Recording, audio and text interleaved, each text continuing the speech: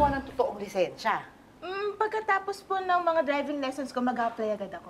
Yes, girl. Pwede na tayo rumampa kahit saan. Uy, sa beach! Punta tayo sa beach!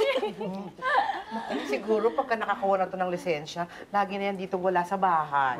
Ay, hindi naman po. Gusto ko lang po pag college na ako na po yung magdadrive para sa sarili ko. Aba, advance ka mag-isip pa. College ka agad ang iniisip mo? Opo, kaya nga po sila nandito ngayon. Pag-uusapan po namin kung anong kukunin namin course. Oh, ano na bang pinagpipilian mo?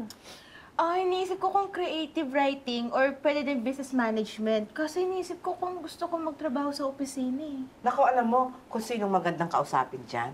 Si Janice. Kasi ang tanda ko, business administration yung kinuha niya. Ano ba? Oo. Naku, talaga magandang kausapin yun. Tsaka si Ate Janice pa magaling yung humawak ng tao. Tinuturo pa ba yun? Siyempre, Eh, ba't ako hindi ko naman inaral humawak ng tao? Pero Ba, dali lang naman humawak ng tao eh. kung ikaw talaga, ang dali mo makasira ng araw. Dalihan mo na nga ito, tulungan mo ko dito.